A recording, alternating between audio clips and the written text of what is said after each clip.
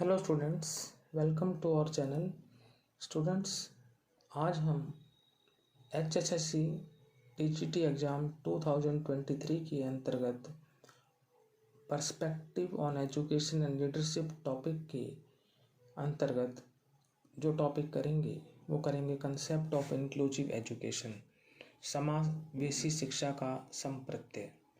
Inclusive education को हम कहते हैं समावेशी शिक्षा। सबसे पहले जानते हैं कि भाई समावेशी शिक्षा से अभिप्राय क्या है, व्हाट इज इंक्लूसिव एजुकेशन और मीनिंग ऑफ इंक्लूसिव एजुकेशन। तो इसमें है समावेशी शिक्षा का तात्पर्य समाज के सभी वर्गों के बच्चों को शिक्षा की मुख्य धारा में समाविष्ट कर उन्हें शिक्षा के समान अवसर उपलब्ध कराना। सबसे पहले तो आपको समावेशी शिक्षा यानी इंक्लूसिव एजुकेशन की डेफिनेशन क्लियर होनी चाहिए कि समावेशी शिक्षा का तात्पर्य ये है कि समाज के सभी वर्गों के जो बच्चे हैं उनको शिक्षा की मुख्य धारा में समाविष्ट करना है और उन्हें शिक्षा के समान अवसर यानी इक्वल अपॉर्चुनिटी उपलब्ध कराना है। भारत विविधता से परिपूर्ण एक विशाल देश है। जाति, संप्रदाय, रीति रिवाज, आर्थिक सामाजिक स्थिति आदि अनेक आधारों पर यहाँ विविधता देखने को मिलती है। तो भारत कहते हैं कि यूनिटी इन डाइवर्सिटी वाला देश है, जिसमें जाति, संप्रदाय, रीति रिवाज, आर्थिक सामाजिक स्थिति आदि अनेक आधारों पर यहाँ विविधता देखने को मिलती है। समावेशी शिक्षा वह शिक्षा है जिसमें सामान्य विद्यालय में बाधित व सामान्य बालकों को एक साथ शिक्षा प्रदान की जाती है। इंक्लूसिव एजुकेशन वह एजुकेशन है जिसमें सामान्य विद्यालय में यानी जो कॉमन स्कूल होते हैं उनमें जो बाधित यानी जिनको कुछ प्रॉब्लम है वह सामान्य यानी जो जनरल जो स्टूडेंट्स हैं उनको एक साथ शिक्षा प्रदान की जाती है। आगे चलते हैं। विद्यालय में विभिन्न प्रकार के बच्चे पढ़ने के लिए आते हैं।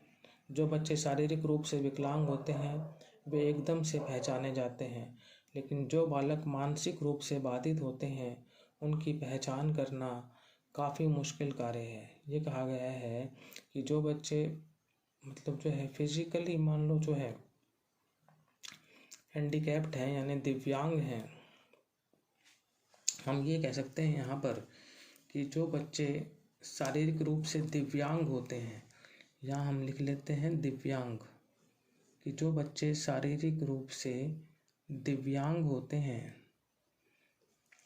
वे एकदम से पहचाने जाते हैं, लेकिन जो बालक मानसिक रूप से बाधित होते हैं, जो मानसिक रूप से यानी मेंटल रूप से बाधित होते हैं, उनकी पहचान करना काफ़ी मुश्किल कार्य है। जो बालक शारीरिक या मानसिक रूप से अपंग होते हैं वे सामान्य बच्चों की अपेक्षा कुछ कम सीख पाते हैं। विशिष्ट शिक्षा का मुख्य उद्देश्य इस प्रकार के बच्चों में छिपी योग्यताओं को उभारना है ताकि उनकी योग्यता का प्रयोग देश के हित में किया जा सके। विशिष्ट शिक्षा जो है उसका मुख्य उद्देश्य यही है कि इस प्रकार के जो बच्चे हैं उनमें जो हिडन एबिलिटीज़ हैं उनको सामने लाना है ताकि उनकी जो योग्यता का प्रयोग जो है देश के हित में किया जा सके।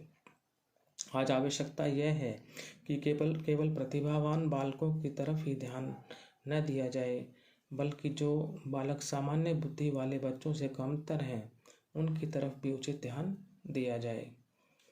अमेरिका में 1975 में अमेरिकन कांग्रेस ने प्रत्येक अक्षम बच्चों को शिक्षा का कानून पास किया था। इस कानून का जो मुख्य उद्देश्य अक्षम बालकों को देश की मुख्य धारा से जोड़ना था। मुख्य धारा से यह अभिप्राय है कि शारीरिक और मानसिक दोष वाले बालक सामान्य बालकों के साथ पढ़ेंगे तथा उनको विशेष प्रकार की सहायता दी जाएगी। यानी मुख्य धारा यही है कि शारीरिक और मानसिक दोष वाले जो बालक हैं वो सामान्य बालकों के साथ पढ़ेंगे और उनको विशेष प्रकार की सहायता जो है दी जाएगी। ऐसे बच्चों के लिए स्पेशल टीचर्स की व्यवस्था भी की जा सकती है। समावेशी शिक्षा के अर्थ में निम्न तथ्य शामिल हैं। इसमें पहला है असमर्थ बालकों को सामान्य बालकों के साथ साथ विशेष सेवाएं प्रदान करना। जो असमर्थ बालक हैं उनको जो है सामान्य बालकों के साथ साथ विशेष सेवाएं प्रदान करना, उनको फैसिलिटीज़ देना। सेकंड है एक समान समय सारणी लागू करना। जो टाइम टेबल होगा वो भी इक्वल होगा, सामान्य बालकों जैसा ही होगा असमर्थ बालकों के लिए भी। थर्ड है स्थायी अध्यापकों व प्रशासकों को आवश्यकता अनुसार सहायता प्रदान करना। जो परमानेंट टीचर्स होते हैं और जो एडमिनिस्ट्रेटर्स होते हैं उनको टाइम टू टाइम जो है सहायता प्रदान करना कि भाई वो असमर्थ बालकों को कैसे डील करें। फोर्थ है असमर्थ बालकों को भी विद्यालय की अन्य गतिविधियाँ, जो बालक असमर्थ हैं उनको भी विद्यालय की जो अन्य गतिविधियाँ होती हैं, जो एक्टिविटीज़ होते हैं जैसे संगीत, म्यूजिक, कला, आर्ट्स, भ्रमण, टूर और व्याख्यान, जो लेक्चर्स वगैरह होते हैं आदि में शामिल करने का प्रयास करना, उनके लिए एफर्ट्स करना। फिफ्थ पॉइंट है समर्थ अथवा असमर्थ बालकों में स्वस्थ दोस्ती, यानी जो बालक जो हैं सामान्य हैं और असमर्थ हैं उन दोनों तरह के बच्चों में हेल्दी फ्रेंडशिप होनी चाहिए। समर्थ अथवा असमर्थ बालकों में स्वस्थ दोस्ती। अगला पॉइंट है प्रेरणा देना कि असमर्थ बालक भी समाज का हिस्सा है। मोटिवेट करना कि जो असमर्थ बालक हैं उनको भी जो है समाज का हिस्सा मानना। अगला है असमर्थ बालकों को सामान्य कक्षा में ही पढ़ाना, यानी जो असमर्थ बालक हैं तो उनको भी जो है उसी कक्षा में पढ़ाना, सामान्य बच्चों की क्लास में ही। अगला पॉइंट है प्रत्येक बालक पर व्यक्तिगत रूप से ध्यान देना। जो भी ये असमर्थ बालक है उस पर भी जो है व्यक्तिगत रूप से ध्यान देना ताकि वो भी जो है मुख्य धारा में आ सके। अब बात करते हैं समावेशी शिक्षा की प्रकृति की, nature of inclusive education. Nature of inclusive education, समावेशी शिक्षा की प्रकृति। तो इसमें आप देखेंगे पहला है समावेशी शिक्षा सामान्य विद्यालयों में सामान्य बालकों के साथ प्रदान की जाती है। अभी आपको बताया था कि जो इंक्लूसिव एजुकेशन है वो जनरल स्कूल्स में जो है सामान्य बालकों यानी जो बिल्कुल जो जनरल स्टूडेंट्स होते हैं उनके साथ ही प्रदान की जाती है समावेशी शिक्षा। सेकंड है इस शिक्षा से बालकों को विद्यालय का स्वस्थ वातावरण प्राप्त होता है। समावेशी शिक्षा से क्या होता है, जो बच्चे होते हैं उनको स्कूल का हेल्दी एटमॉस्फेयर मिलता है। थर्ड है इस शिक्षा में असमर्थ बालकों की विशेष आवश्यकताओं पर ध्यान दिया जाता है। जो इंक्लूसिव एजुकेशन होती है इसमें जो असमर्थ बालक होते हैं उनकी जो स्पेशल जो नीड्स होती हैं उन पर भी ध्यान दिया जाता है।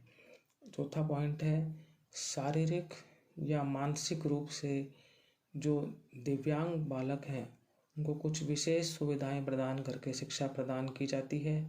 फिफ्थ है जो सुविधाएं सामान्य बालकों को प्राप्त होती हैं वही सुविधाएं असमर्थ बालकों को भी प्रदान की जाती हैं, यानी दोनों कैटेगरीज के जो बच्चे हैं उनको जो है सेम फैसिलिटीज जो हैं वो दी जाती हैं।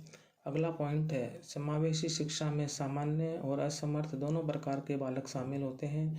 जब शिक्षा साथ दी जाएगी सामान्य और असमर्थ को तो सीधी सी बात है कि दोनों बच्चे साथ पढ़ेंगे, दोनों टाइप्स के सामान्य और समर्थ, और यही जो है समावेशी शिक्षा है।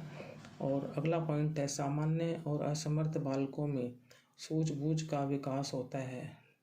इंक्लूसिव एजुकेशन से जो सामान्य बालक होते हैं और असमर्थ बालक होते हैं उनमें जो है समझ है, जो अंडरस्टैंडिंग है उसका जो है विकास होता है।